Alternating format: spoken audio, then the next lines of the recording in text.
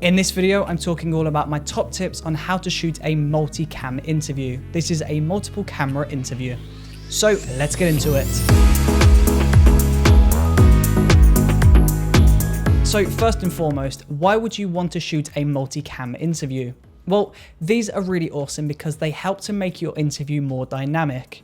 Having an extra camera angle to play around with is going to keep your audience more engaged with your content. Now, interviews, of course, are going to be cut with cutaways and GVs and extra B-roll shots to make the piece more entertaining, but having an extra camera angle of the interview means you can hang on to the person talking a little bit longer rather than having to cut away to B-roll or GVs or anything every few seconds. So having an extra camera when you're capturing an interview definitely does have its benefits, but it also comes with a list of complications.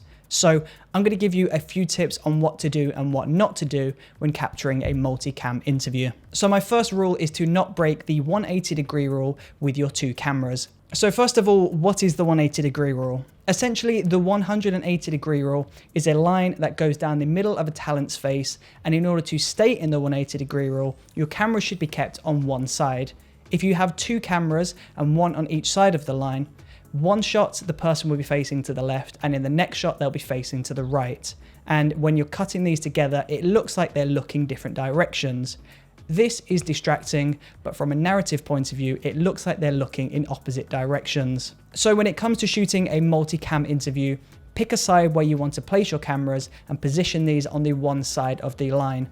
Putting them on opposite sides is just going to cause for distraction and frustration. Now, my next tip is to keep your cameras relatively close together. If you have one camera aimed directly in front of your talent and your second camera is off at the side, 90 degrees, shooting a side profile, this is going to be a little bit distracting. Multi-camera interviews are most effective when the cameras are relatively close together.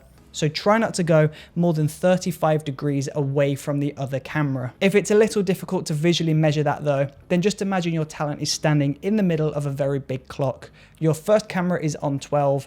Don't take your second camera past 10. Try and keep it between 10 and 12. Now, tip number 3 is to have different focal lengths for each camera. So let's say your first camera is shooting on a wide at 24mm.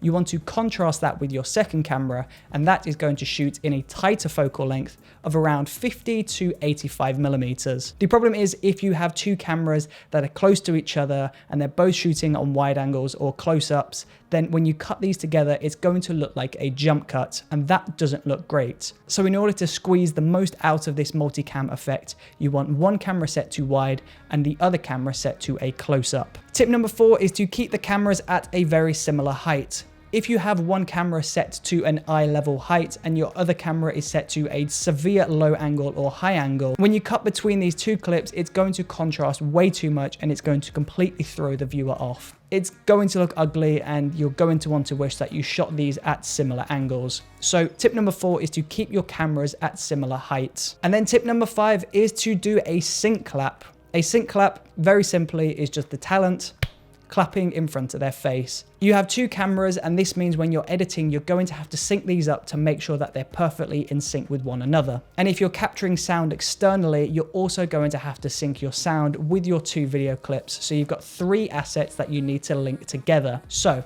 if you get your talent to clap directly in front of their face when you're filming on all 3 devices, then all you have to do is look for the point in the edit where the hands touch on both of the video clips and look for the sharp spike in the waveform in the audio.